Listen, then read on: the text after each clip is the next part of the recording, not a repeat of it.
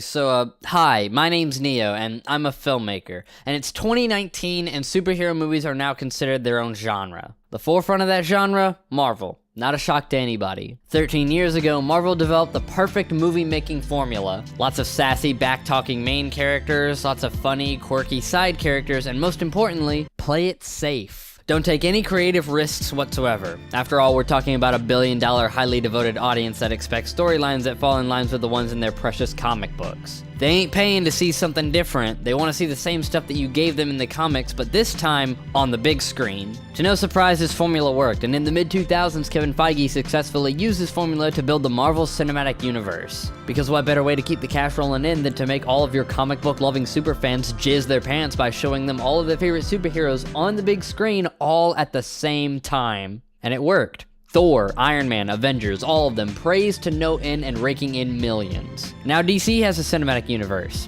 So does Harry Potter. Marvel made cinematic universes into the next big thing. But see, J.K. Rowling and whatever his name is, I don't care, they ain't pulling in the same amount of cash flow as Marvel is. So what's Marvel got that the rest of them don't? Well, it's simple. They stick to their formula.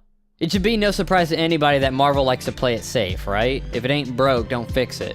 DC took a big risk by making Suicide Squad, as well as creating a very different Superman than what the fans were used to seeing back when they made Man of Steel. Suicide Squad was panned by critics, absolutely shit on, but most film critics are idiots, so it doesn't matter. I respect Suicide Squad for trying to do something different. I respect DC in general for trying to do different things rather than just giving the people what they want. Because shit like that is how new ideas form and a new generation of artists and creators get their piece of the pie. Good ideas can sometimes get in the way of new ideas, you know? And back in 2016, I genuinely thought that Marvel's formula would ultimately work against them, especially since we're living in a time where every cynical movie buff on the internet thinks that they're a professional critic and call every movie that doesn't live up to their expectations shitty just because it makes them look smart. I figured these guys would be on Marvel's ass right now for rehatching the same ideas over and over again, but considering that we're like 10 years deep into this thing and Marvel's coming off of their highest grossing movie ever, I don't care. It looks like Marvel's Cinematic Universe is here to stay, which just proves that these guys are even dumber than I thought because apparently I'm the only one seeing this shit. And it really sucks because Marvel is the one company that everyone in the film industry is looking to be right now, so naturally companies are going to try to do like Marvel and play it safe.